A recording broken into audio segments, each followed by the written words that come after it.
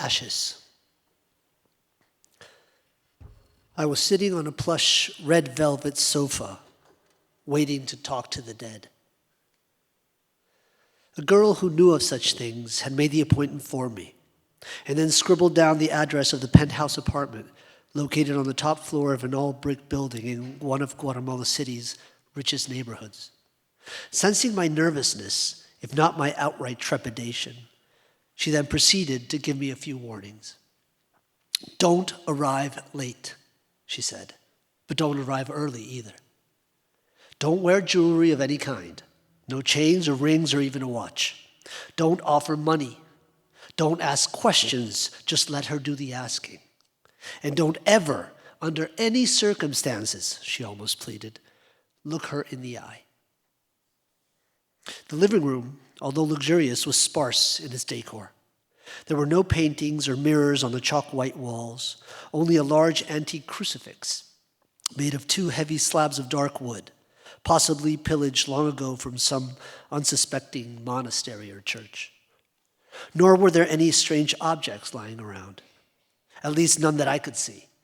No black candles, no tarot cards or amethyst crystals, no hanging chicken bones.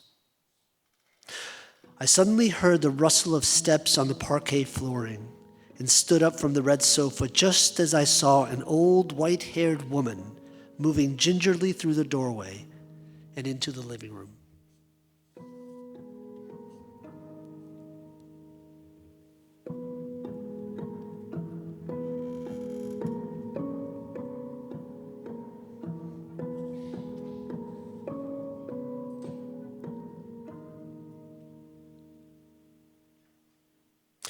A few weeks earlier, my Polish grandfather, a survivor, had been curled up on his deathbed, dying.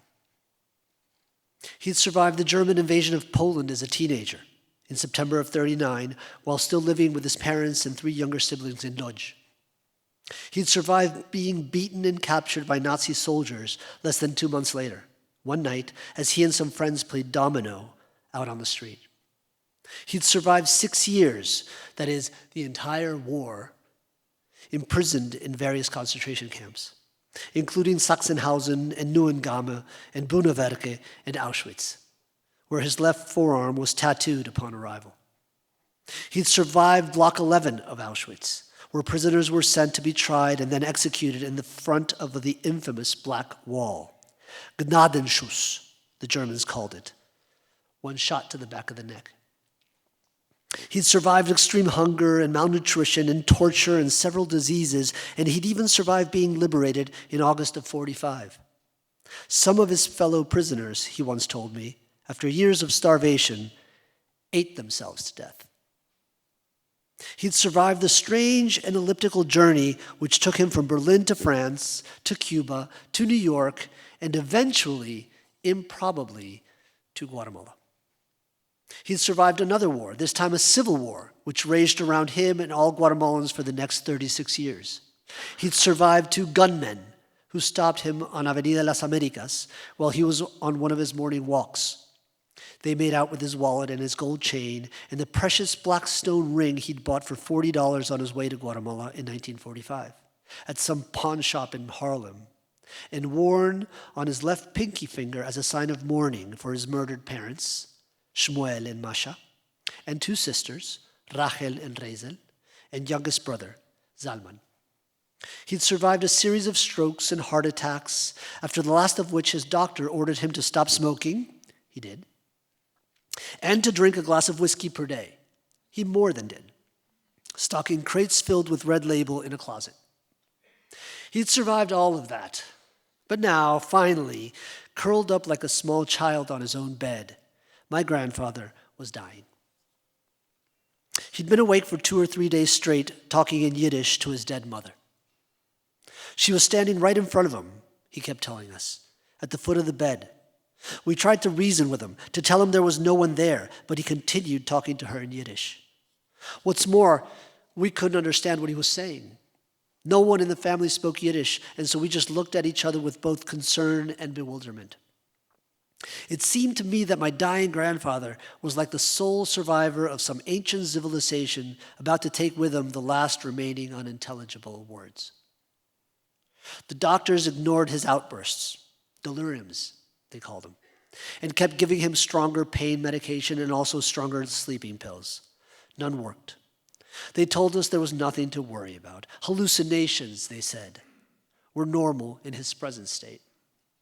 But by the look of certainty on my grandfather's face and by the tone in which he was speaking in Yiddish, I knew that he was absolutely convinced that his dead mother was right there in the room with us. The following day, the third or fourth of almost no sleep, my grandfather started speaking to a Nazi officer in German, a language that, at least according to my mother, he didn't know. Had he learned it in the camps and then refused to speak it during the last 60 years, in the same way that he'd refused and repudiated all things German? Or had it just come back to him now, under his current distress, as had done so many other details and images and stories from his time in the camps which he'd forgotten or suppressed for decades? No one in the family spoke German either, and we couldn't make out what he was saying.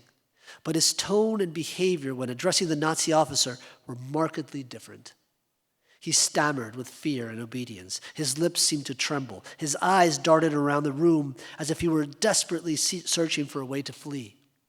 Once, clutching the bed sheets as if he were clutching for his life, he whispered to us that the officer at the foot of the bed was there to take him away. I kept looking at the same spot at the foot of the bed and squinting and then opening my eyes wide and then squinting again, as if the Nazi officer was a hidden figure in one of those magic eye posters and I just needed to focus. Nothing to be concerned about, the doctors repeated as they brought in bigger and stronger pills. I remember a light purple one, which they handled with gloved hands or a pair of tweezers. Just another hallucination, they said. When I came to see him again days later, my grandfather was speaking in German to a group of Nazi officers. He was even more dazed. His words were now muffled and slurred. His midnight blue eyes were bloodshot and glassed over. We couldn't understand how many Nazi officers were in the room, circling the bed as they waited, he insisted, to take him away. But take him where? I wanted to ask. Back to the camps? To Sachsenhausen outside of Berlin, from where he was ultimately liberated? To his tiny cell in the basement of Block 11, where a Polish boxer had taught him over the course of one night how to save himself, using words instead of fists? To the afterlife? His dead mother was also there, apparently, but we just assumed this because from time to time, his expression would soften and he'd utter some gentler words in Yiddish. My grandmother was on the edge of the bed, sitting very still next to my grandfather. Her left knee was bandaged up. I would subsequently learn that she'd banged it on something. She looked lost. She was crying in silence as she held one of my grandfather's hands in both of hers.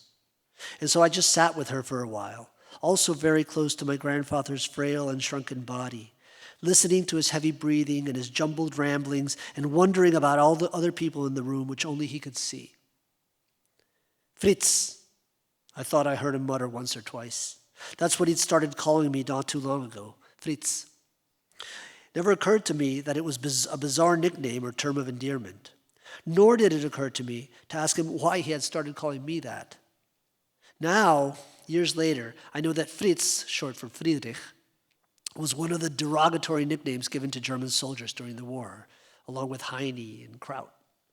And it isn't at all difficult for me to imagine that that was where my grandfather picked it up, in the war, in all the concentration camps where he'd been a prisoner. But it's still impossible for me to understand what pirouettes of language and memory had led him to use it with me, his eldest grandson, who was neither a German nor a soldier, much less his enemy. An odd nickname, dark and loving and also somewhat mischievous, for my grandfather always smiled a little when he said it to me. "Hello, Fritz," smiling at me from his bed. "You want one, Fritz?" Smiling at me as he shook the plastic box filled with orange Tic Tacs, ever present in his pants pocket. "Come in, Fritz," smiling at me from the old couch in the living room as he watched some cheap Mexican variety show on an increasingly louder television set. "How are you, Fritz?" smiling at me from the head of the dining room table while drinking his instant coffee with a small wet metal spoon, slowly, spoonful by meticulous spoonful, as if it wasn't really coffee but a cup of soup, or as if drinking coffee that way, unhurriedly, diligently, was also something he'd picked up in the concentration camps. Some days later, during Shabbat, my grandfather died in his sleep. We went through the normal rituals, the washing of the body, the prayer for the dead, the lighting of candles and covering of mirrors, the throwing of handfuls of dirt on top of the casket, the tearing of shirts, the 7 long days of mourning sitting on some shabby mattresses placed on the floor. But all the while, I couldn't stop thinking about my grandfather's visitations or hallucinations or whatever they'd been during the last days of his life. I said nothing to anyone, of course. I knew that talking with the ghosts of the dead was forbidden in the Torah, specifically in the 5th book, Deuteronomy, which I later looked up. "Let no one be found among you who sacrifices their son or daughter in the fire, who practices divination or sorcery, interprets omens, engages in witchcraft, or casts spells, or who is a medium or spiritist who consults the dead. Anyone who does these things is detestable to the Lord." Weeks passed, perhaps even a month or two of not being able to shake the thought of my grandfather's haunted expression as he saw or believed he saw his last visions, before I mustered up the courage to wander past the safe confines of my own world and walk into the ritzy apartment of the old white-haired woman that could supposedly talk to the dead.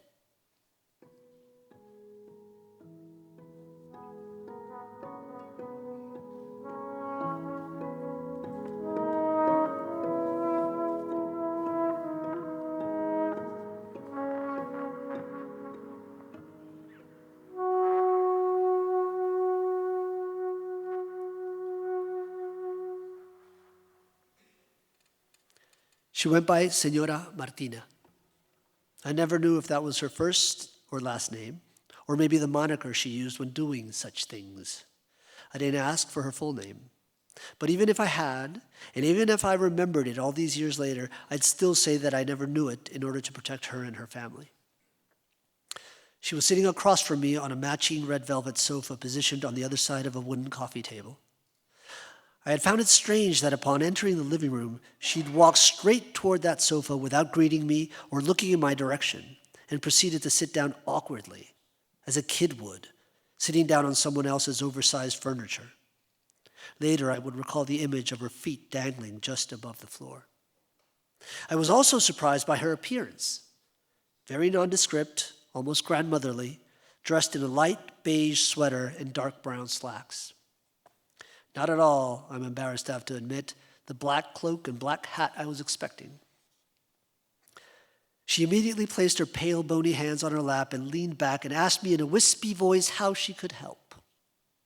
I was about to answer her when an old chambermaid dressed in a navy blue uniform walked in carrying a silver platter. It was the same gray-haired woman who had opened the door a few minutes earlier and then led me through a long corridor and into the living room. Now I just watched her as she reached the coffee table, bent down listlessly, left the silver platter there, and walked back out of the room, all in silence. Even her steps were nearly inaudible. There were 4 things on the silver platter, perfectly aligned atop an embroidered white cloth: a small ceramic bowl that was possibly an ashtray, a slim gold-plated knife, a carafe of tepid water, and an empty shot glass. Only one. But I wasn't sure if these things were meant for me, for Señora Martina, or for some illicit ceremony. I sat up, a bit nervous. After thanking her for agreeing to see me, I went on to explain in detail everything that had transpired during the last days of my grandfather's life. His anxiety and lack of sleep and the endless stream of pills given to him by his doctors. The apparitions or hallucinations, first of his murdered mother, then of the Nazi officers surrounding the bed. Memories from his time in the camps that had come to him as an onslaught, following the 60 years of silence. 60 years of him telling us with a wry smile that the 5-digit number on his left forearm was his phone number, and that he'd had it tattooed there in case he forgot it. 60 years of him not wanting to speak about anything that had happened to him during the war.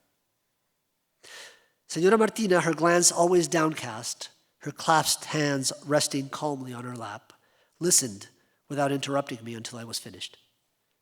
"So why are you here?" she asked in a whisper. I remained silent for a moment, doing my best not to look her in the eye. "I guess I'd like to understand what was going on with my grandfather," I said.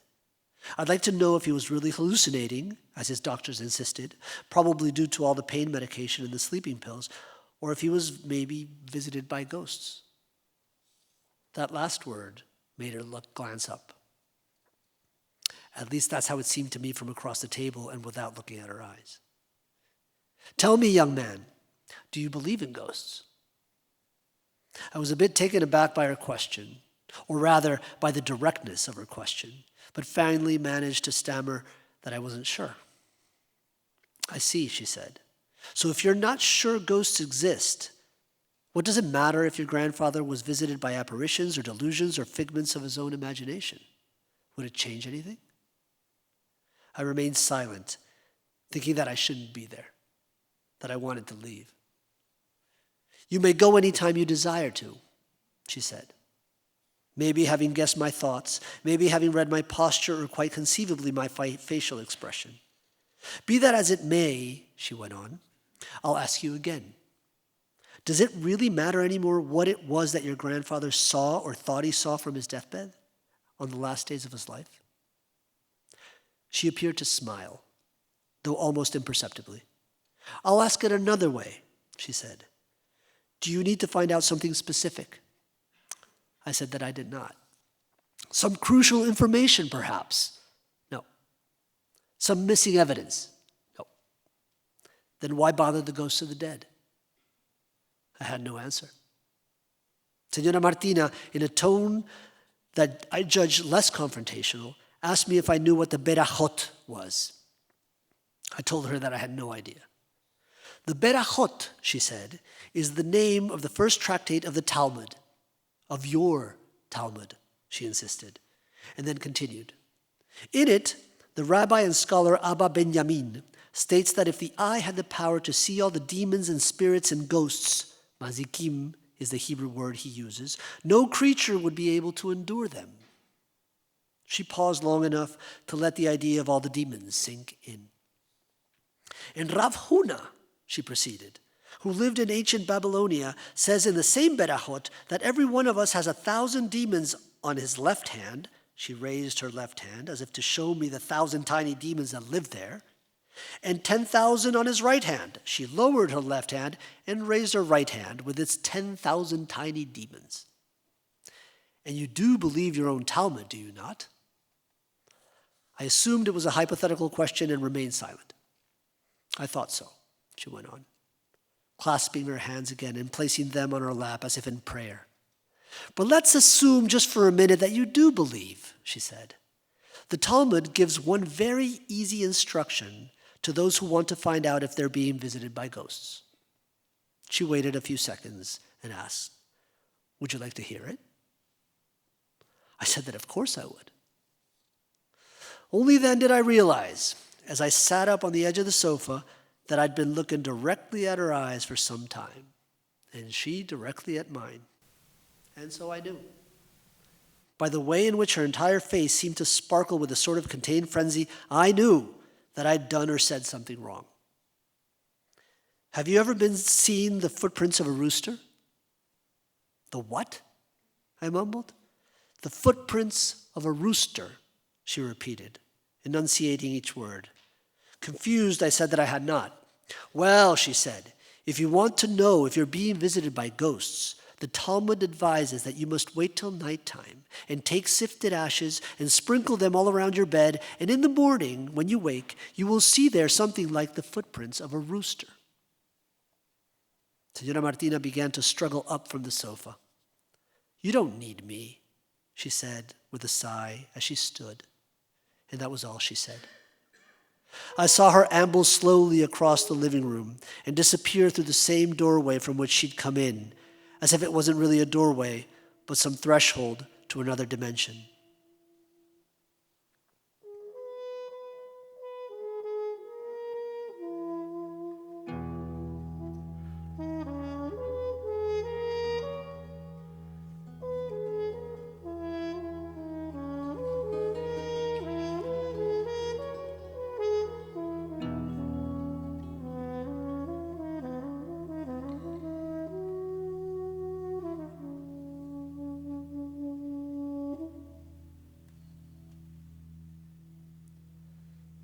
I just sat there. I didn't know what to do. I didn't understand what had happened or not happened and couldn't decide if I felt more puzzled or disappointed. A bit of both, undoubtedly. And I was still sitting on the red velvet sofa, trying to figure out what to do, when suddenly the same chambermaid came back into the room, dressed in her pristine navy blue uniform. She was walking toward me with steps as quiet and lethargic as Senora Martinez.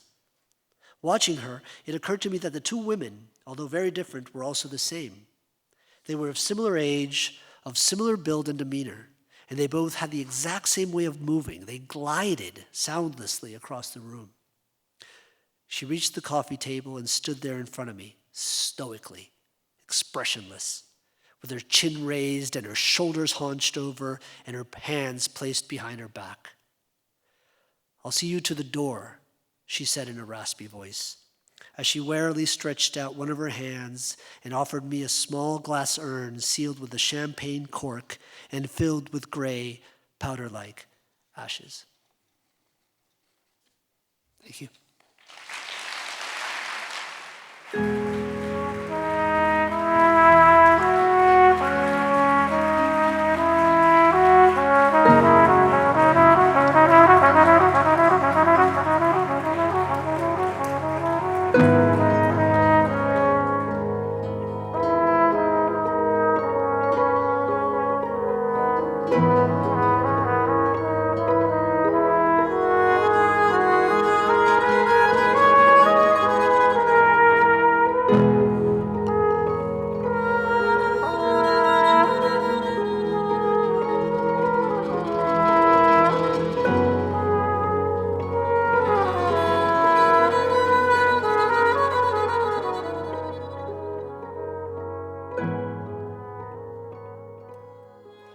Jeg kom for å se på rommet en tidlig høstdag, en dag himmelen hadde farge som innsiden av et skjell.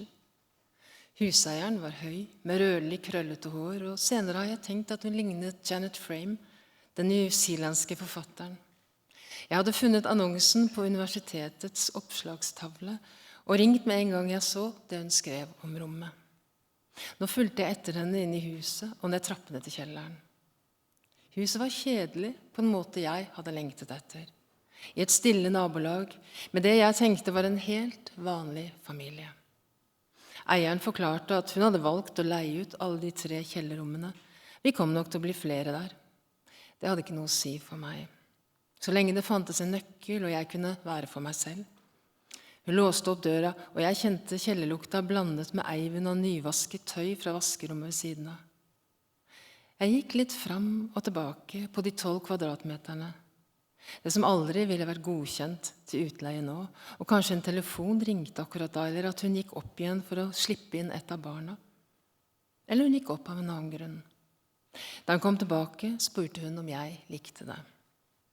Mens hun var borte, hadde jeg sett meg selv bo der. Helt tydelig på den måten jeg så meg selv i et nytt rom, og alltid hadde gjort det, fordi hele barndommen min hadde vært flytting og nye leiligheter. Jeg visste hvordan et rom forandret seg. Når du dro, var det aldri det samme som da du flyttet inn. Enten kan du betale hele leia, eller du kan passe ungene mine en gang i uka, sa eieren. Jeg flyttet inn noen dager etter. Jeg hadde ikke så mye. Jeg hadde en dyne, noen få klær, og ryggsekken en venn hadde gitt meg. Den var full av bøker, skrivesaker og en liten elektrisk skrivemaskin med skjerm, som gjorde at man kunne rette flere setninger før de ble skrevet ut på arket. Jeg var i midten av 20-årene. Jeg skulle studere etter noen mer ustabile år, da jeg hadde bodd både i utlandet og vært på reise. Men jeg brukte tiden min i kjelleren på å skrive den andre boken min. Sementgulvet som var dekket av et vegg-til-vegg-teppe med brun og grå piggsveis. Det sto en enkel kokeplate plassert på et lite kjøleskap i hjørnet, der jeg kom til å lage popcorn når jeg ikke hadde noe annet å spise. Et slitt skrivebord tok opp lite plass ved siden av. Over hang en trehylle som raskt ble full av de bøkene jeg hadde. Senga og et skap, det var alt jeg trengte. 3 meter den ene veien, 4 meter den andre. Av og til bodde andre jenter i kjelleren. Navnet ble teipet opp på døra til et av rommene før det ble revet av igjen. På onsdager varmet jeg opp middag huseieren hadde satt fram på kjøkkenet oppe, oftest pizza eller pølser. Jeg dekket med tallerkener på en rød og hvitrutete voksduk og spiste med ungene. 3 gutter på rundt 5, 8 og 11 år. De 2 eldste hadde samme far, men den yngste lignet ingen av dem. Hverken huseieren eller brødrene. Han var mørkhåret med et nydelig smil. Brødrene var helt lyse. Faren hans hadde vært de eldste guttenes stefar, og den mellomste en søt guttunge med følsomt ansikt. Han het ikke Jasper, men jeg kaller ham det. Pleide å nøle i trappa når han skulle legge seg. Og jeg husket min egen nattangst da jeg var på hans alder. Jeg likte å høre på det de fortalte om dagene sine, ungene, når de hadde noe å si. Noen ganger så spiste vi i taushet. Det jeg husker fra huset på den tiden, før det som skjedde, er mest glimt, ofte uklare felt, som etter en drøm, der bare det ene avsnittet er helt opplyst og klart, og det du kan gjengi etterpå. Jeg husker at jeg skrev dagbok fra det året, men den er borte, forsvunnet under en av flyttingene, eller kanskje den sto i pappesken som råtnet i en fuktig garasje etter et år med mye regn. Alt var vanlig, normalt. Det var gymbager i gangen, og barneklær på knagger. Det var gamle møbler og bøker i stua, de samme bøkene som sikkert sto i naboens bokhyller, og i alle andres. Bare året før ville jeg synes det var trivielt. Nå likte jeg det. Når jeg lå eller satt i senga om kvelden, det eneste stedet å sitte utenom den harde trestolen ved skrivebordet, hørte jeg stemmer fra etasjen over. Men om det var TV eller folk på besøk, det vet jeg ikke. Fra det smale kjellervinduet på rommet mitt kunne jeg se verden der oppe. En katt plasserte seg stadig utenfor og kikket ned på meg med en overlegen mine. På veggen klistret jeg opp prospektkort med bilder av forfattere jeg likte, som Virginia Woolf, Marguerite Duras, Anne Sexton, Torborg Nedrås, og utdrag fra bøkene jeg var så glad i. Noen setninger som jeg leste om og om igjen. Jeg leste og skrev. I bakgrunnen lyden av ungene som løp i trappa. Lukta av nyvaskede klær og mykemiddel i det andre rommet, varmen fra tørketrommelen. Siden jeg aldri ble forstyrret, hadde jeg tid til å tenke, til å skrive ut historiene mine. Jeg lå i senga og hørte at ungene gjorde seg klar til skolen tidlig om morgenen. En ball falt i gulvet eller ble slengt. Moren ropte at den yngste skulle skynde seg. Ingen kom inn på rommet mitt.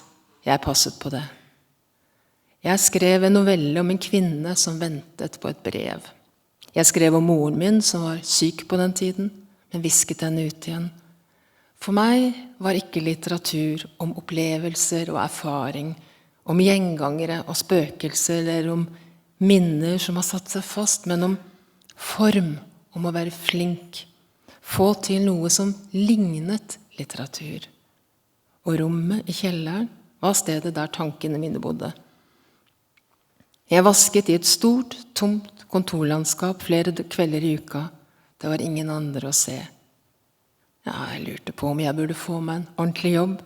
Jeg tenkte at jeg burde besøke moren min, men jeg gjorde det ikke. Om sommeren dro de til hytta, huseieren og sønnene. Jeg tar et bilde denne sommeren. Jeg sitter med svart kjole og en svær, svart hatt som jeg ikke husker hvor jeg hadde fått tak i. Jeg tar det med selvutløser, smiler til en innbilt fotograf og tenker at det vil se fint ut på et bokomslag. Håret mitt som er bleket nesten hvitt, og kontrasten med den svarte hatten. Jeg var fornøyd med det bildet. Men når jeg ser det senere, er jeg sjokkert over hvor selvsikker jeg virker. Sola ligger i hagen, til langt på kvelden. Telefonen som ringer på kjøkkenet.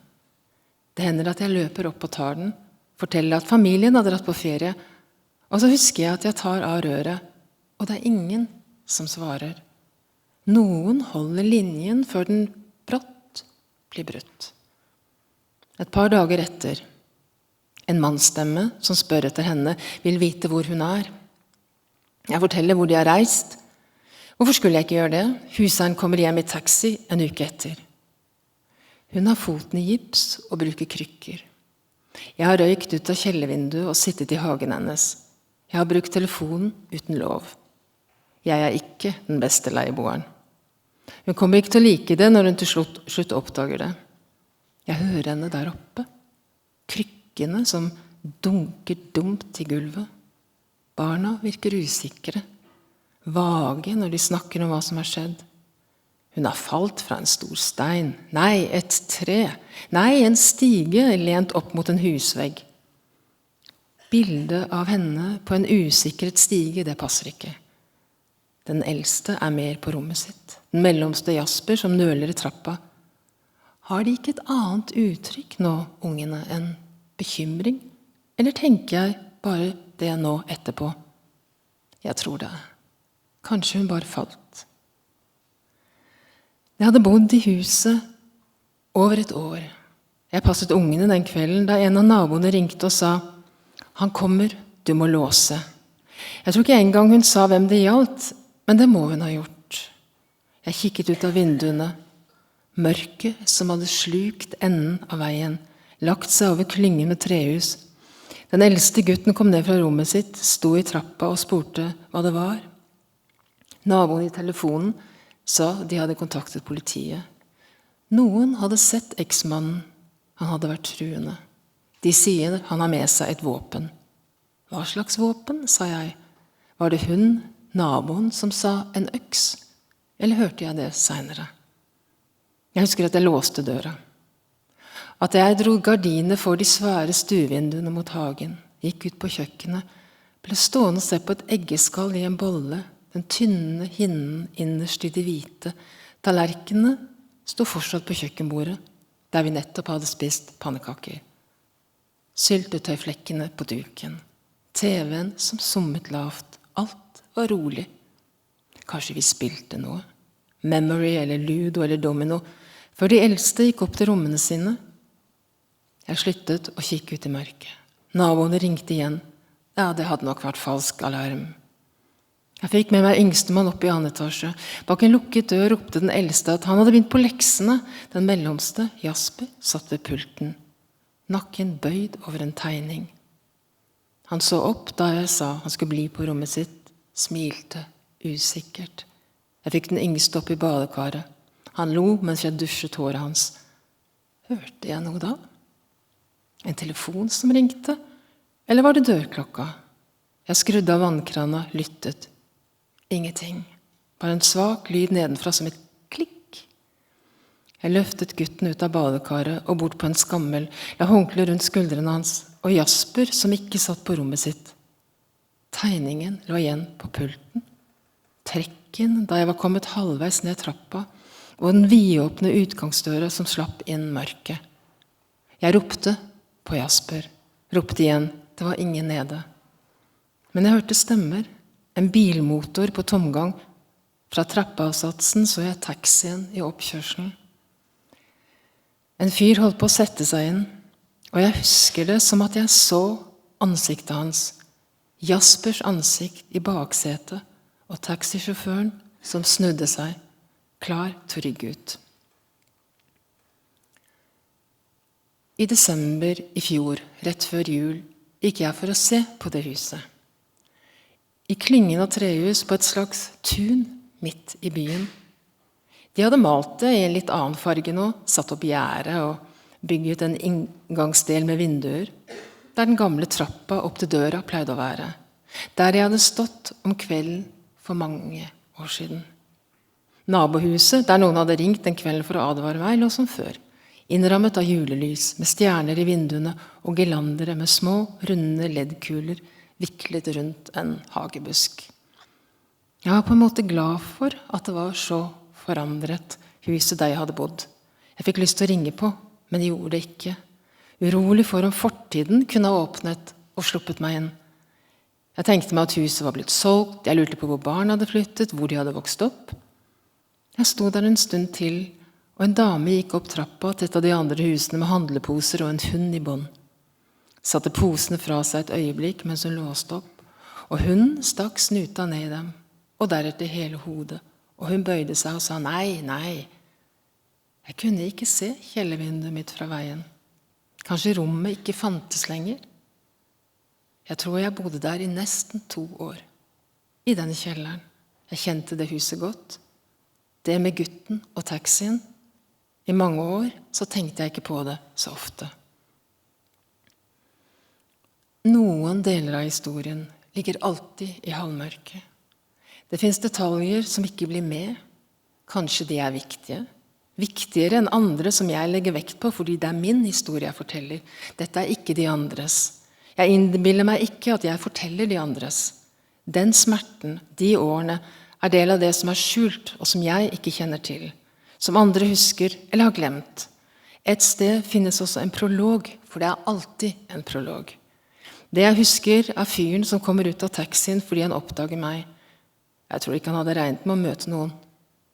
Overrasket over å se meg.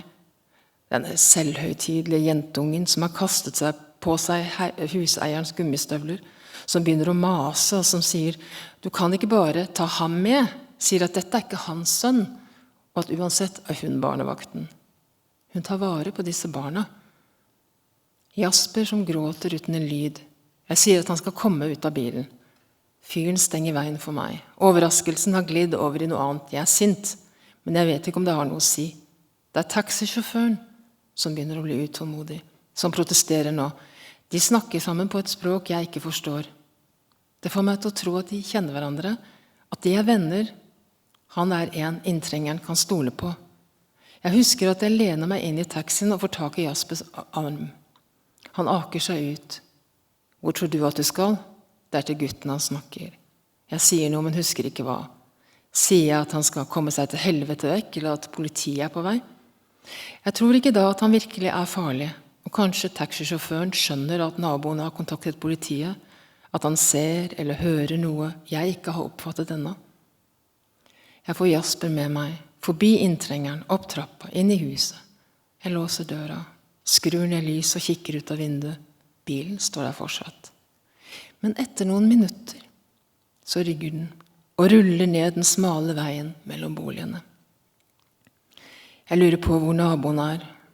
Hvorfor lot de oss stå der alene? Yngstemann som roper fra badet at han er kald, håndkleet er vått. Jeg spør Jasper om han vil tegne. Han rister på hodet. Da jeg kommer ned igjen, sitter han på en stol ved den smårutete duken med et pledd rundt seg. Som de gjør, de som er reddet fra en ulykke på veien, eller kanskje ved vann. Nå husker jeg at politiet kom senere. 2 store menn kikket gjennom rommene som om trusselen fortsatt kunne være der. De har med seg en spesiell eim. Forventningen om vold er forstyrrende i seg selv. Huseieren kommer hjem. De spør henne om hun kjenner mannen. Ja, nei, han er ikke guttens far. Han pleide å bo her. Den yngste gutten er hans sønn. De sier at vi skal passe på. Ringe dem hvis noen prøver å komme seg inn. Ha en god natt, sier de. Ute i gangen nå. Stemmene deres forsvinner ut døra. Hun ser på meg og sønnen med pleddet rundt skuldrene. Jeg vet ikke hvorfor. Blikket hennes er skuffet. Jeg går ned trappa til rommet mitt. Rommet i kjelleren. Senere gir hun meg en alt for stor bukett med blomster. Naboene har fortalt henne hva som skjedde. Jeg vet at hun ikke liker meg. Det har satt seg som en splint mellom oss, det jeg har sett. Så finner hun ut om telefonen jeg stadig har brukt, at jeg har vært i hagen. Jeg flytter om vinteren. Jeg bor i et kollektiv og sover i en avslått vannseng som gir meg en stygg host i flere måneder. Jeg får nye venner, flytter igjen, glemmer kjelleren, ungene, taxien den kvelden, Jasper. Men inni der et sted, i denne epilogen, mellom fester og bøker og kjærester og barn og ekteskap og venner, noen få år etter, ser jeg annonsen med navnet hennes. Huseierens navn. Brått revet bort, står det. Resten vet jeg lite om. Bare det jeg leste i avisa i en nyhetsnotis. Kvinne drept med hagle av eksmann. At det var barna som fant henne. Jeg ser meg selv som skriver om morgenen, om ettermiddagen, i det rommet i kjelleren. Over meg hører jeg stemmene til dem som bor der, som bodde der for det som er lenge siden nå. Spøkelsene, gjengangerne. Er det ikke det spøkelser, gjengangere er? Avtrykk vi gjenkjenner, det som ligger der til vi finner formen vi kan fylle det inn i. Og er det ikke det som er å skrive? På en måte er alle historier bygget på det uklare avtrykket av et øyeblikk i tid, hud og bein av et minne. Enda en kvinne drept av partner, leste jeg i avisa i dag. Tragedie, står det. Og nå, denne teksten jeg skriver. Denne vaklevorne strukturen av setninger, satt sammen for liksom å gjøre det klarere og kanskje forståelig. Men likevel, uansett hvor hjelpeløst det er, jeg vet ikke om noen annen måte, forstå, gjenkjenne delene av en historie, gutten i bilen, kvinnen som stryker over en hvit og rødrutede voksduk, til og med mannen som kanskje har en øks. Jeg har fremdeles det bildet av meg, tatt med selvutløser på terrassen. Det er et dumt bilde. Sikkert sånn som jeg forestilte meg at en forfatter skulle være. Selvsikker og klar og tydelig. Ikke som det her. Slite med penger mesteparten av tiden. Ikke sikker på hva jeg gjør eller burde gjøre. Snuble over fortiden. Hele tiden prøve å skrive noe som gir mening. Skrive. For å lage en slags orden på tilværelsen. For å forstå. Hvorfor skrev du akkurat det? Er det alltid noen som spør? Jeg skulle ønske at jeg hadde et godt svar. Men mye av tiden så har jeg ikke det. Jeg vet ikke. Et minne, kanskje. Denne følelsen av det jeg ikke forstår. Som ikke blir borte. Det jeg forsøker å gi mening. Det banker bare på døra, og jeg går for å åpne.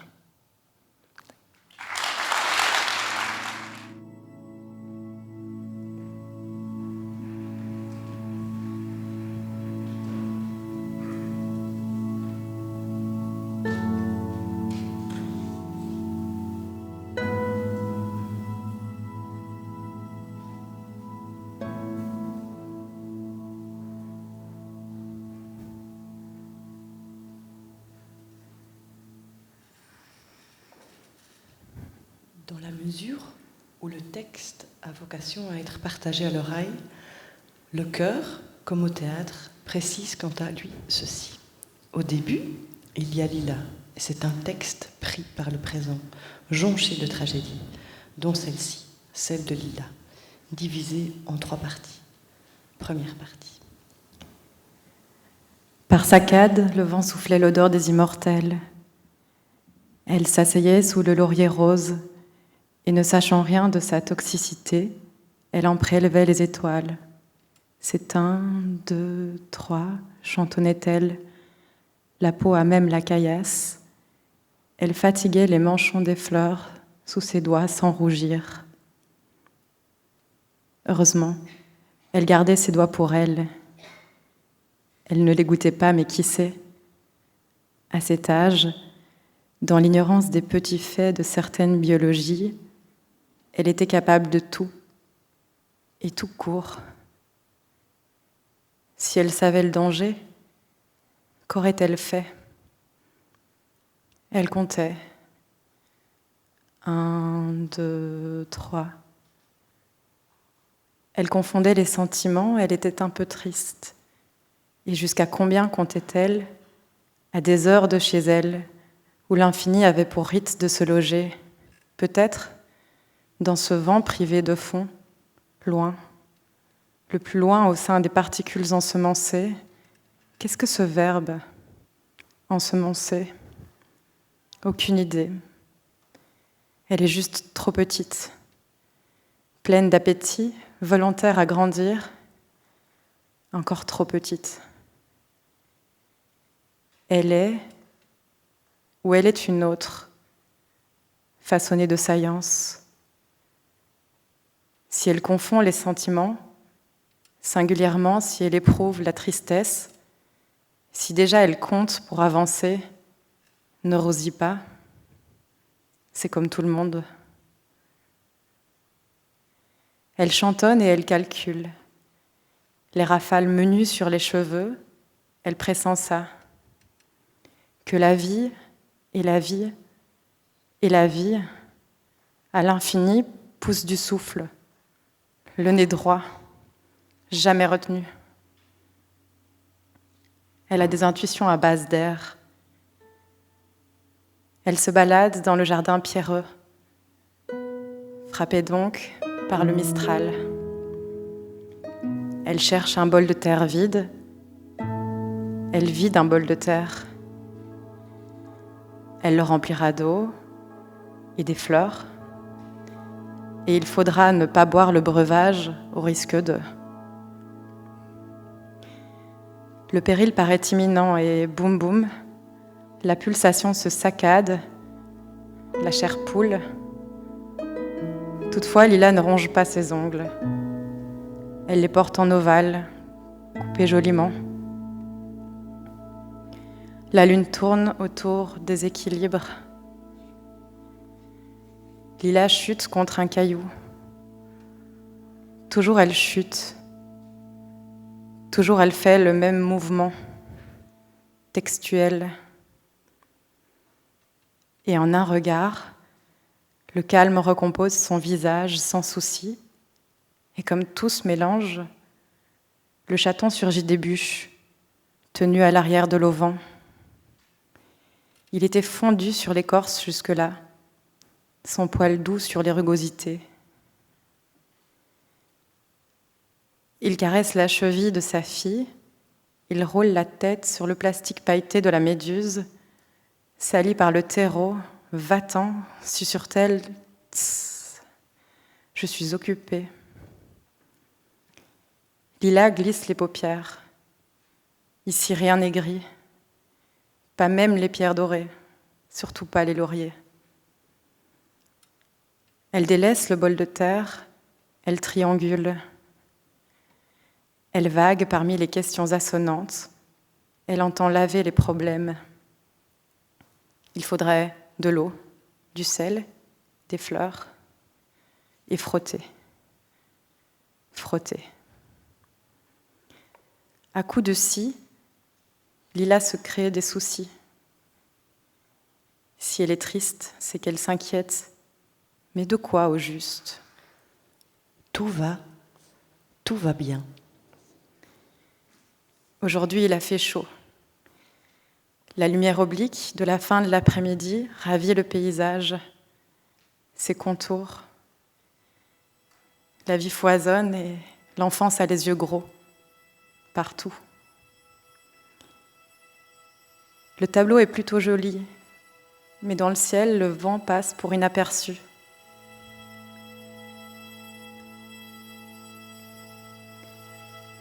On a le droit de ne pas comprendre. On a le droit de ne pas comprendre qui, de la mousse, se distingue de la roche, se distingue des parterres. Lila tourne la tête. Qui de telle plante se distingue de l'autre, et qui d'elle-même, impressionniste, faite de projections. Tss, tss, tss. Avant la tombée du jour, les cigales mènent grand train. On ne vit pas au calme. Depuis la maison, sise sur la colline, une enfant crie. Et alors, vers l'amont, Lila retourne la tête. poreuse ainsi que chiffonnée. Elle s'éloigne, elle écrase des feuillettes, elle court. Elle écrase les conques de la vieille mère. Celle qui d'antan, dit-elle, d'antan, à voix haute et transformée. Celle qui d'antan recouvrait le sol sablonneux. Celle qui mangeait les romarins. Son corps, avec ses spirales, Lila prend peur. Et si? Voilà qu'en fusée, elle entre dans la maison. Elle a pris soin de claquer la porte, notamment pour que le vent parte. À la longue, il lui faisait mal. Les murs ont tremblé, et du couloir de bois jaune, Lila a jailli. Le bois jaune réverbère, adoucit et rassure. Architecturalement, la maison a été construite dans le bon angle du soleil, afin que celui-ci, le soleil, crée un soleil d'intérieur dont les rayons se décomposent. La poussière des gris-gris sur les étagères, lui. L'univers personnel déborde de détails, de ricochets. Tous importants. On ne pourrait pas vivre sans. Et les méduses de lilas perdent du brin.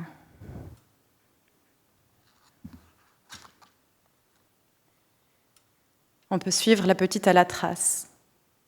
Et la grand-mère lève son âme. Elle voit Lila qui sautille, hop, 1, 2, 3. Et la répétition, et sa grand-mère songe, Lila la joie, Lila ma joie, ma fille qui danse, sautille. Le balancement poursuit Lila, les genoux, la fièvre, les organes.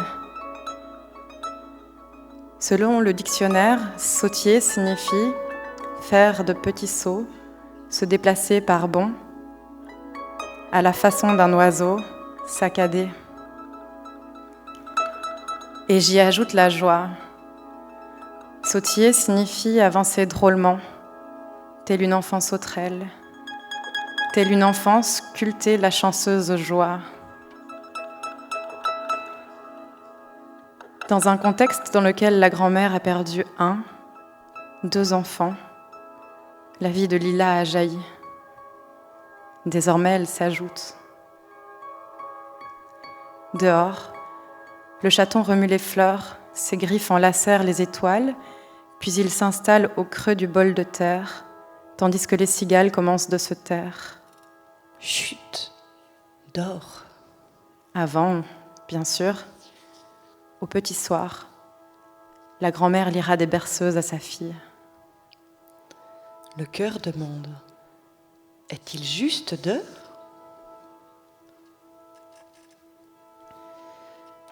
Deuxième partie. Elles sont restées ensemble, silencieuses, c'est-à-dire que chacune vaquait à ses propres activités. Voyez, Lila a grandi. Chaque été, elle revient vivre en chœur.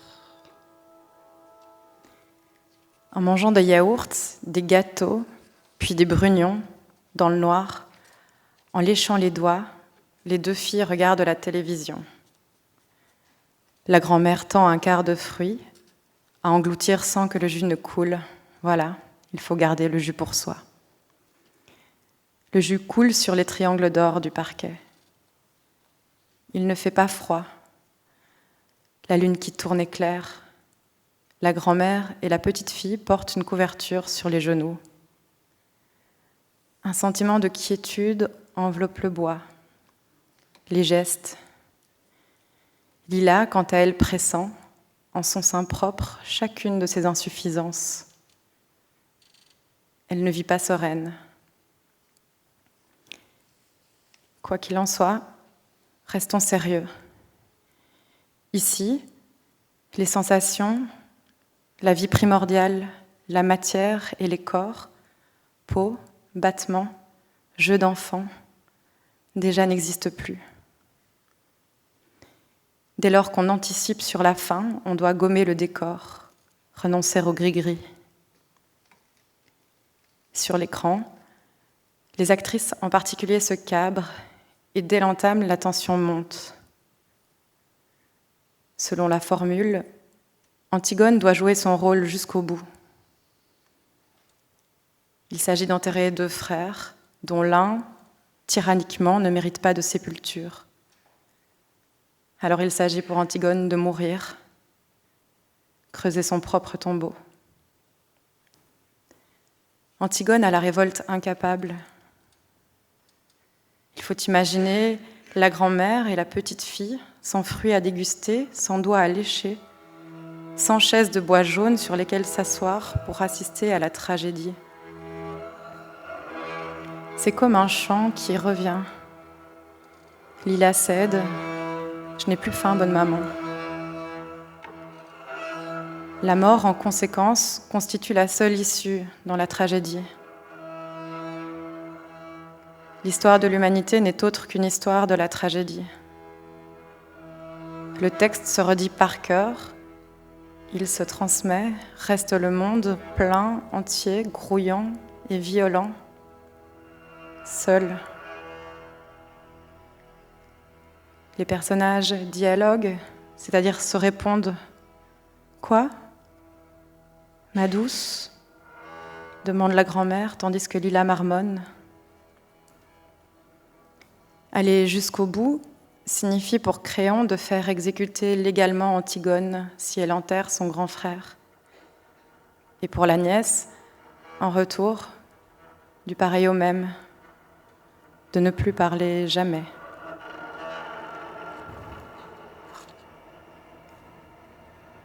Dans l'engrenage de la tragédie, il convient d'attendre. Tic, tac. C'est une question de temps. Il conviendrait de se passer des mots. Sans doute, depuis le ciel du décor sans décor, entend-on le bruit des avions, du cortège mortifère, de la lune qui vacille, et le chaos résonne parce que le bruit alourdit la vitesse, et si la machine s'emballe, le retour en arrière, la douceur essentielle deviennent impossibles. Antigone s'indigne. Lila s'agace de la rengaine. Face à Antigone, elle entend rester ferme et incrédule. Pourquoi une fille telle Antigone, sage et intelligente, précise et impérieuse dans la révolte, pourquoi tombe-t-elle ? Accepte-t-elle de se faire ainsi tomber ? N'y a-t-il d'autre brèche où tendre des mains ? Au bord du gouffre, Lila pense, il est trop facile de mourir. La vie sans construction n'existe pas. Et pourtant, pour ce soir-ci, j'aurais aimé de la réduire. Aux cigales, au bruit du ventre, aux liens, à Lila, sa grand-mère, à toutes les personnes et au gris-gris. Cette nuit-là, en s'endormant, Lila se fait de mauvais films. Elle a mal au ventre d'avoir méjugé Antigone. Le chœur indique « Le décès de la grand-mère ne sera pas une tragédie. Il était couru d'avance. » Troisième partie. On ignore l'âge précis de Lila. Elle a grandi, oui. Et on connaît les peurs exactes de son ventre. Voici, enfin, comment elle sillonne son œuvre. La vie foisonne, et bien sûr, il y a les tombes, des gris-gris et les immortels, les pierres, des cigales, le poison des lauriers et du vent, le grand vent personnel, la peur au ventre de Lila. En accordant son attention, disons, à tout, il arrive qu'on la détourne. Des enfants manquent, des personnages manquent, dehors, de noms viennent à manquer. Le sens commun est dérouté. Dans tous les parages, il existe quelqu'un, doté de grosses bottes, comme un ogre. Mais ceci n'est pas un conte, vous le savez. Lila, la peur au ventre, a grandi. Elle n'écoute plus de telles histoires. En fait, le décor a changé. Lila et les autres sont allongés sur une estrade noire, plongés dans le noir. 3 hommes et une femme, couverts de manteaux noirs, invisibles, se tiennent debout, se tiennent les mains. En les serrant, ils entament leur chant, et elle, la chanteuse, lance une onde de flûte qui perce, et heureusement. Ensuite, les voix s'enrobent. Elles se contiennent, elles se répondent doucement, s'apaisent. Elles forment une harmonie simple et impossible. Si elles chantent maintenant sur scène, au comble de la nuit, c'est pour qu'on oublie. Il y a là, il y a là quelque chose d'absolu. La vie foisonne et il y a autour de nous la redondance des tyrans. Ceux-ci forment une boucle de laquelle ils sortent, de laquelle ils reviennent, dotés de leurs bottes immondes.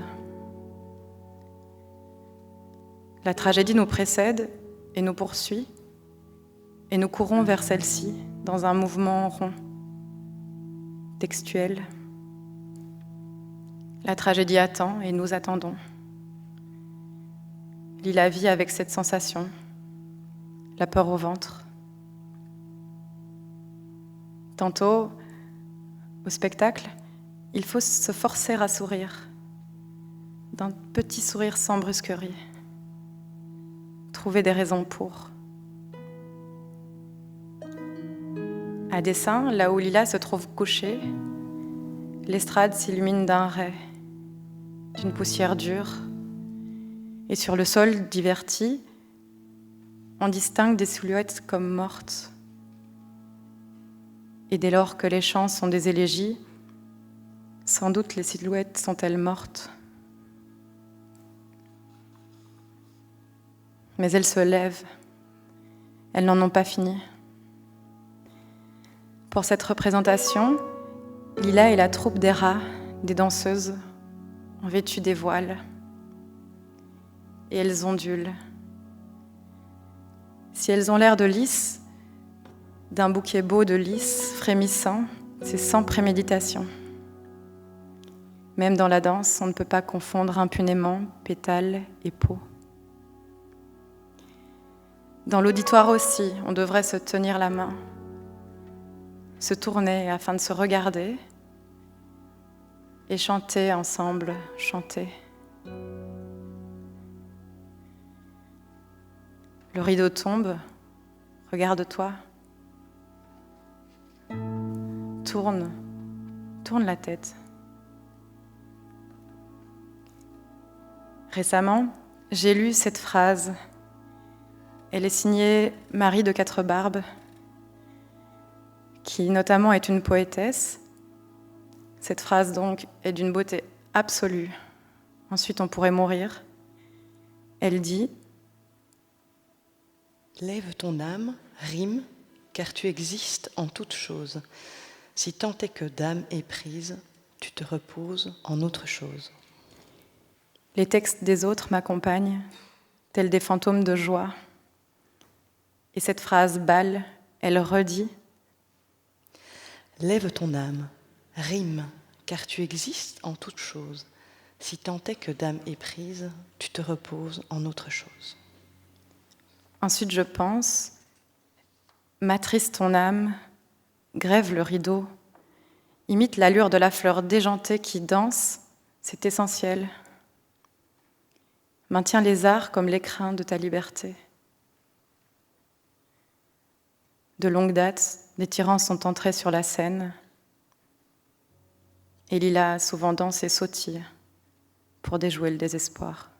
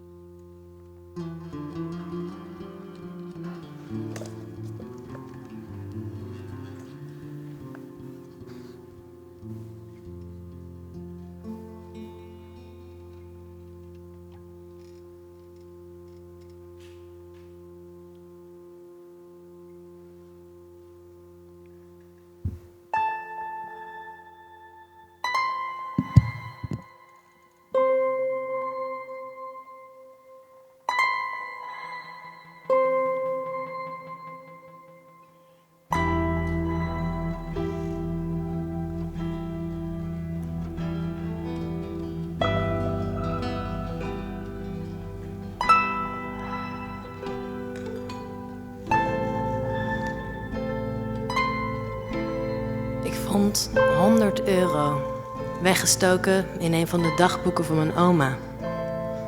Het zat er waarschijnlijk al 20 jaar. Ooit een keer opgeborgen en toen vergeten. Zo begint het. Ik word seniel, zei ze als ze weer eens iets kwijt was. Maar haar vergeetachtigheid was ingebakken. Ook als tiener liet ze pakketjes achter in de tram en vergat ze een afspraak. Zo kon je verbazen door, als je haar meenam naar een museum, ineens in het Arabisch voor te lezen wat op een wandkleed stond. Dat bleek dan een van haar 8 talen. Maar vervolgens ging ze zitten op haar bril en vergat haar tas. En wist de weg naar huis niet meer. En wist ook niet meer wat ze met die €100 had gedaan. Iets in haar maakte dat ze zelden volledig hier was. Op haar begrafenis zei haar broertje: mijn lieve, slimme zus, die niet in de volle werkelijkheid stond. Wij speelden buiten en zij zat achter het raam aan haar bureautje te schrijven, te denken. Half verscholen door de spiegeling die de zonnige buitenwereld maakte in het glas. Het was ergens waar wij niet konden komen, maar waar het goed was. Misschien wel beter. Toen ik mijn oma als tiener een paar van mijn gedichten liet lezen, verzuchtte ze: ik had zo graag willen schrijven. We liepen over de stoep vlakbij hun huis, die bezaaid was met naalden en donker van het mos, omdat er een grote boom overheen groeide. En ik zei: maar dan doe je dat toch? En zij zei: nee, dat is meer het domein van je opa en ik ben nu te oud. En op een zeker moment werd dat waar. Vorig jaar, eind december, was ik bij haar op bezoek. Ik had soep gemaakt, met haar gegeten, alles weer opgeruimd. Ze was al haast te zwak om te staan. En ze zat met gesloten ogen in haar stoel. En toen ineens: zeg Brecht, is het moeilijk schrijven? Ja, hè? Ik heb het nooit gedaan. Ik ben niet flink genoeg geweest. En nu gaat het er nooit komen, dat grote debuut van de onbekende schrijfster.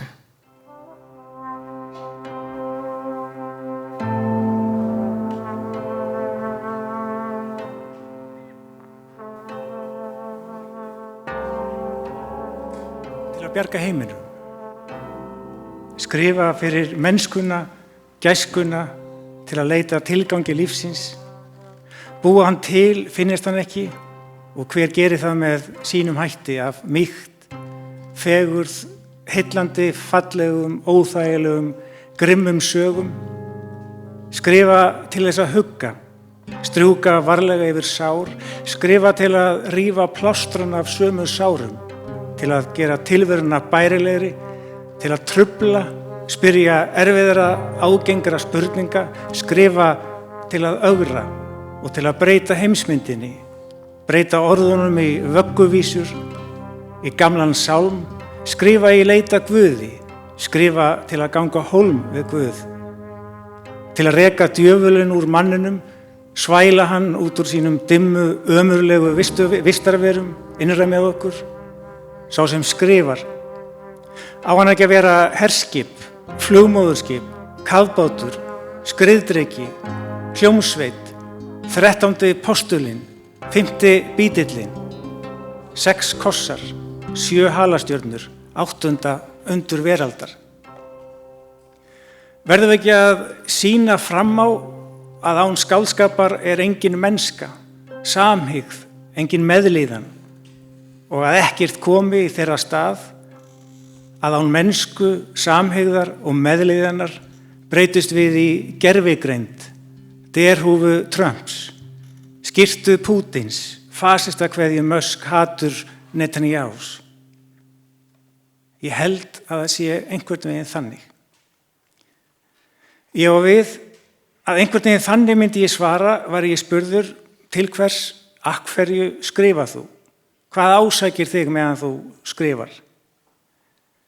En ég geng einnig út frá því að við þeim spurningum sé til mörg svör og eigi að vera það.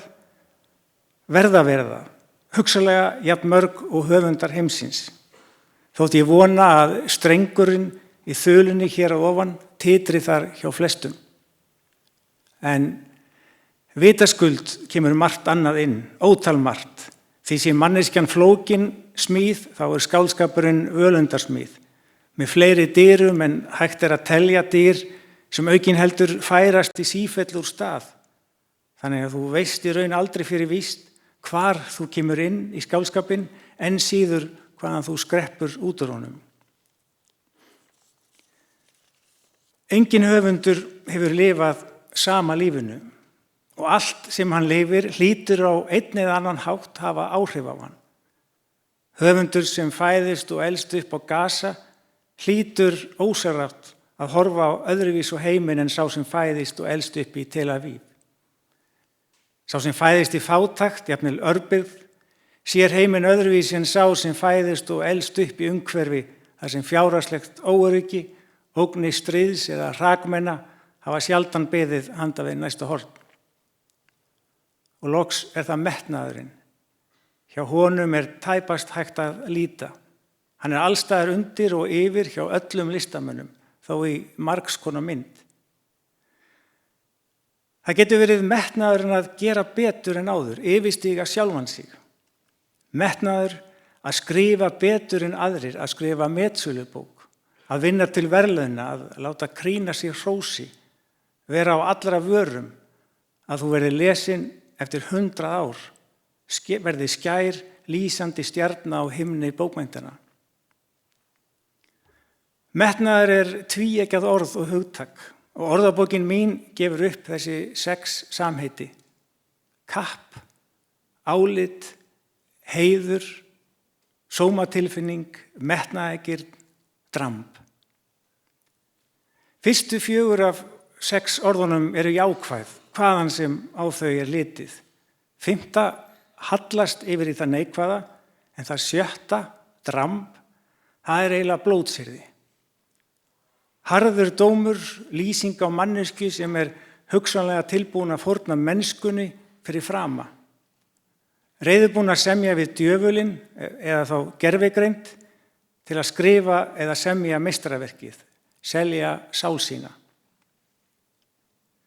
En metnaðurinn mikilvægur og getur verið fallegur. Án hans doði, án hans svefn, leiðindi, metnaðarlaus manneskja lætur auðveldlega að stjórna sér. Hún draumur ofbeldismanna. Metnaður að bjarga heiminum. Það líklega hlálegt að tala með þessum hætti, barnalegt, maður fer hjá sér, nema það beri vitni dramb. Og hefur þrátt fyrir það, ósjaldan verið mitt ósjálfráða svar við spurningunni ofangreindu, hvers vegna skrifar þú, hvað það sem sækir að þér? Þannig, og til að fyrirbyggja misskilning, þegar ég segist vilja bjarga heiminum með verkum mínum, þá ég ekki að segja að ég telji mig þess megnugan, þess verðugan, að bækur mínar séu slík tíðindi, að þau muni hafa áhrif á gang heimsmála, gott ef ekki snúning heiminnatta, alls ekki. Ég geri mér fulla grein fyrir því að skáldsögur sem ljóð og áhrif þeirra eru mjög sjaldan þar sprengjur á yfirborði mannlífsins sem breyta gangi mála. Samt ég þess fullviss, samt það fyrir mér jafn óbeinanleg staðreynd og afstæðiskenning Einsteins að bókmenntir búi yfir óskiljanlegu afli. Krafturinn sem vex í draumum Napóleons orti pólska skáldið Adam Sakajewski og segir honum að leggja undir sig Rússland og snjóinn líka í ljóðunum, en afar kyrr. Ég hef alltaf, frá því ég man eftir mér, trúað á þetta afl, þennan kraft sem getur orðið til við efnasamruna orða og ímyndunarafls. Trúað því að hann geti bifað heiminum, hrift við honum. Að eitt ljóð geti verið þúfan sem veltir skriðdrekunum. En já, Vissulega er það rétt og ísköld staðreynd að ljóð, skáldsögur eða leikrit komast mjög sjaldan á forsíðufréttir heimsblaða, eru sjaldan fyrsta frétt sjónvarps- og útvarpsstöða. Ég efast til að mynda að nokkur sjónvarpsstöð hafi byrjað fréttatíman á því að fara með þessi upphafsorð ljóðsins Köttur í auðri íbúð eftir Víslöfu Szymborsku. Að deyja, slíkt er ekki hægt að gera ketti. Jafnvel þótt þessar ljóðlínur myndu án efa kveikja fleiri hugsanir, tilfinningar og kenndir í vitund áhorfandans en flest annað sem borið hefði fyrir viðkomandi þá viku, þann mánuð. Saga mannsins, það er ekki saga staðreynda, heldur tilfinninga og kenda. Maðurinn er fyrst og síðast tilfinningavera. Og hvað eru bókmenntir annað en það? Tilfinningaviðbrögð höfunda við heiminum og þeirra lífi. Saga mannsins er saga tilfinninga. Og í ljósi þess er ein fræga setning Descartes: ég hugsa, þess vegna er ég til, eiginlega fyrra. Sorglegur eða sláandi misskilningur á því hvað það er að vera manneskja.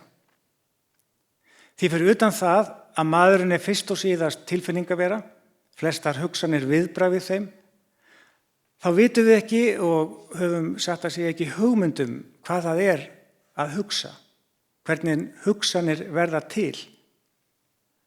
Bækur og tónlist, þær eru ekki hugsun, heldur tilfinningar, grunur, kendir, óvissa, viðbragð við þeirri staðreynd, þeim grun að við skiljum ekki heiminn, ekki Guð, ekki dauðan, ekki tíman.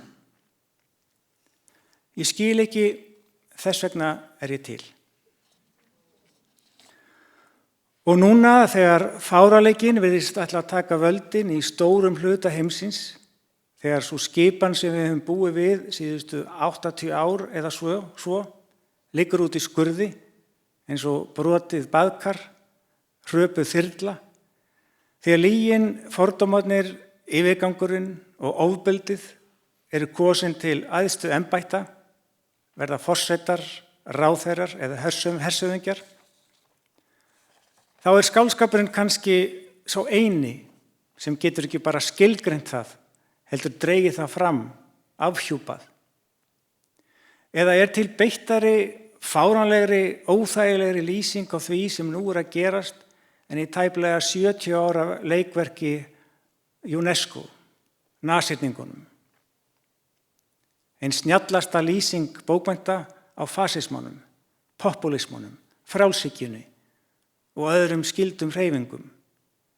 Kenningum og kerfum sem stefna ævilega að því að útrýma fjölbreytni, meðlíðan, samúð, mennsku. Leikverk sem er sláandi, óþægilegt og afhjúpandi lýsing á því hvernig það ljóta, grimma og ofsalega sem slær okkur í fyrstu sem eitthvað hræðilegt sem þú fyrirlítur, vilt alls ekki láta tengja þig við, hvernig það getur með hægðinni eftir því sem því eykst ásmegin orðið að slíku afli að enginn getur, vill eða þorir að reyna að standast það.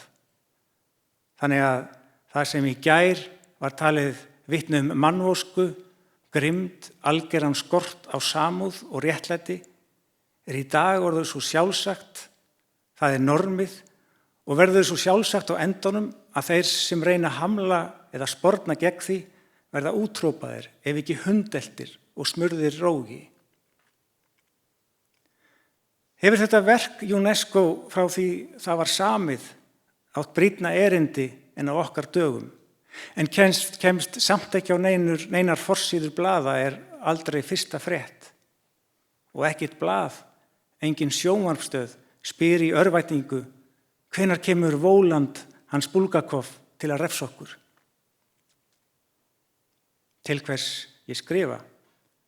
Hvað er það sem sækir á mig? Hvað er það sem stýrir því í hvaða áttir ég fer?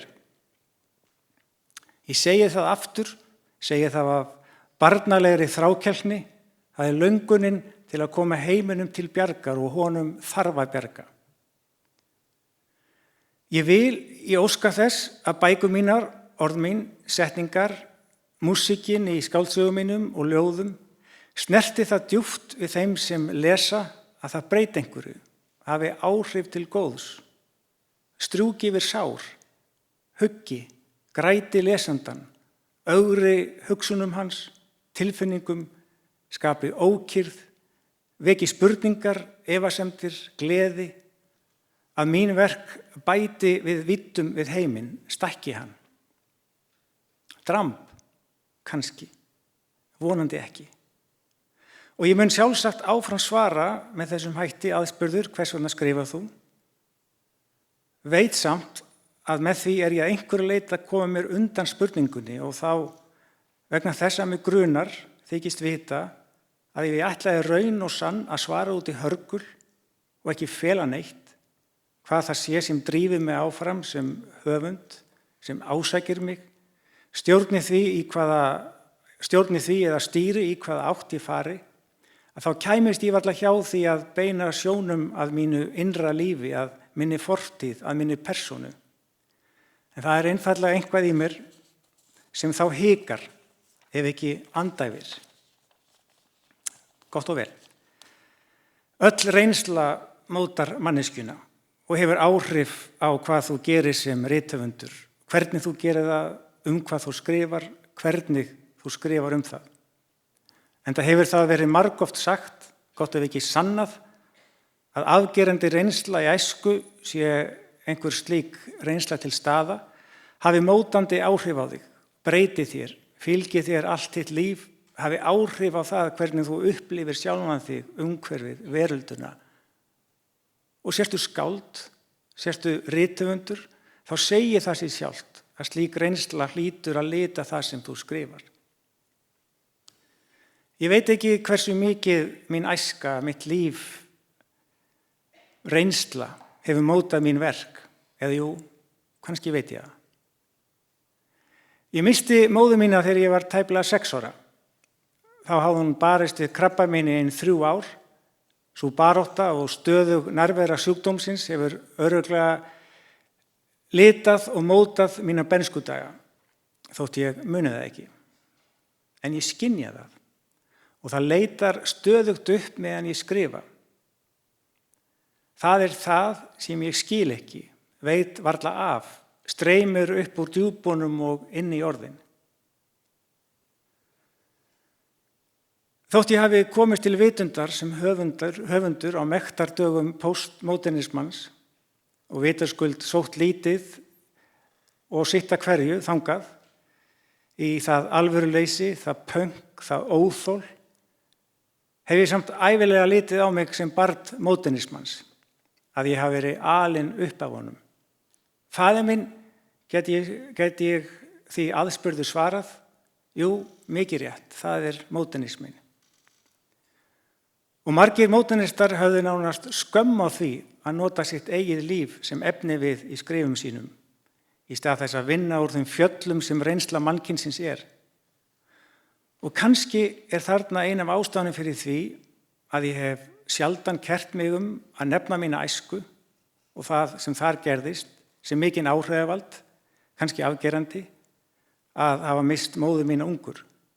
Að það hafi verið mitt lífsins áfall, dauði hennar líkastur kjarnorkusprengju innra með mér og ég ætíð lifað og skrifað í geislavirkni hennar.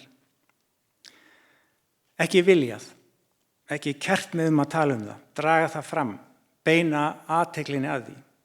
Og þá ekki síst vegna þess að ég óttast að það myndi á einhvern hátt skyggja á það sem ég er að skrifa.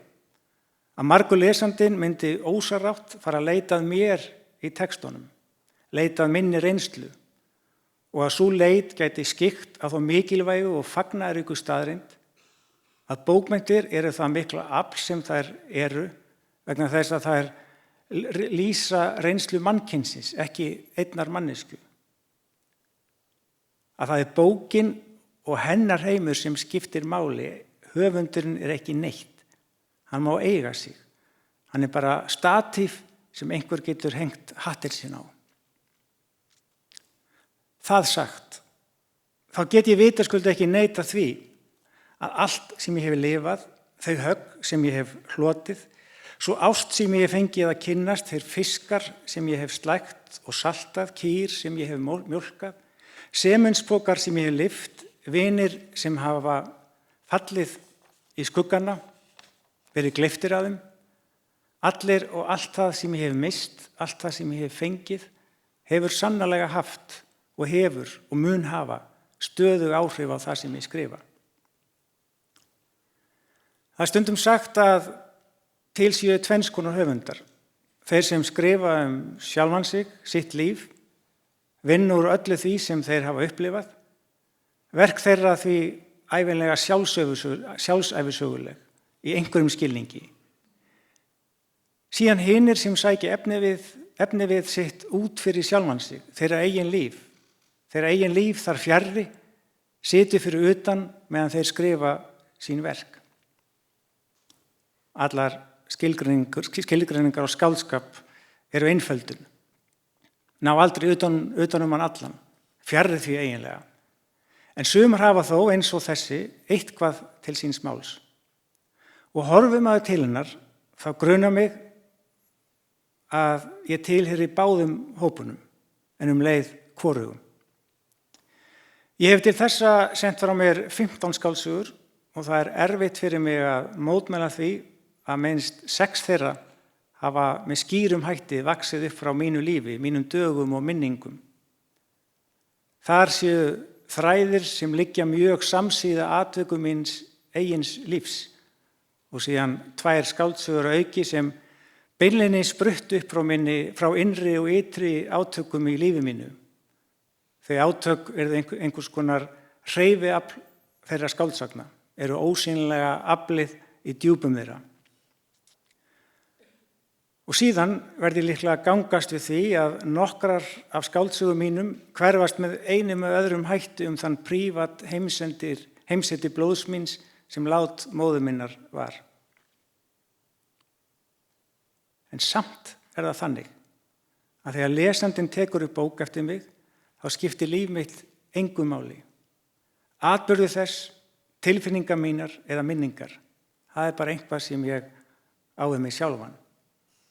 Því ef bók svo bundin höfundi sínum að hún getur varla andað án hans, þá hún ekki alvöru skáldskapur. Og mér mistekist hrapalega að skapa heim sem stærri en ég sjálfur, stærri en allt sem ég hef lifað og hugsað. Heim sem að einhverju leyti byggður á sjálfum mér, því sem ég hefur reynt. En það heimur þannig unnin, þannig skrifaður, þannig skapaður að ég sjálfur eyðist, hverf, skipti ekki lengur máli.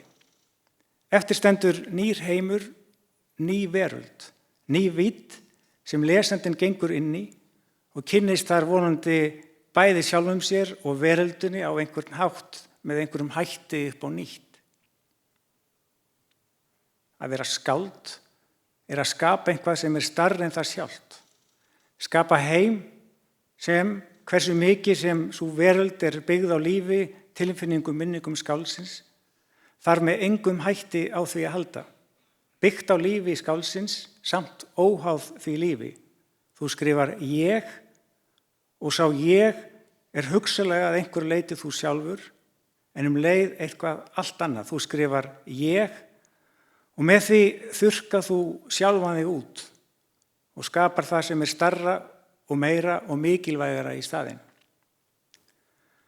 Allt þetta hefur því hlotnast, yrkir Jorge Luis Borges á einum stað, eftir að hafa talað upp atburði úr lífi sínu. Stjörnur, brauð, austurlensk og vesturlensk bókasöfn, neglur sem vaxa nótt, landamæri Brasilíu og Úrúgvæ, hestar og morgnar, eintak af Grettisögu, algebru, dagar þéttbýlli en Balzac og ilmur af hunangsblómi. Allt þetta hefur því hlotnast, segir hann, en bæti síðan við, fullur örvæntingar.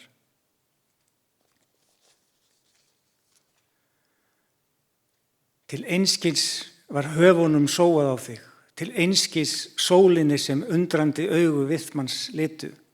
Þú hefur kastað árunum á glæ, árin hafa kastað þér á glæ og ennþá hefur þið ekki skrifað ljóðið. Það þessi lína sem bíður mín hvern morgun þegar ég vakna. Hún situr á rúmstokknum, hún sest við hlið mína í auða sætið í lestinni, í flugvélinni, muldrar í blóði mínu þegar ég hleyp, þegar ég drekk bjór, þegar ég hlæ, þegar ég dapur, þegar ég glaður. Ennþá hefur ekki skrifað ljóðið, söguna. Þú verður að halda áfram. Vertu landamæri Brasilíu, Úrúgvæ. Vertu algebra, dagar þéttbýlli en Balzac. Vertu næturhiminn og hafsins djúp. Vertu efasemdir Jesús í Getsemani. Vertu ávöxturinn sem Eva sleit af trénu og leysti þannig mennskun úr viðjum. Vertu ilmur af hunangsblómi, vertu logn. Vertu skafrenningur á íslenskum heiðum.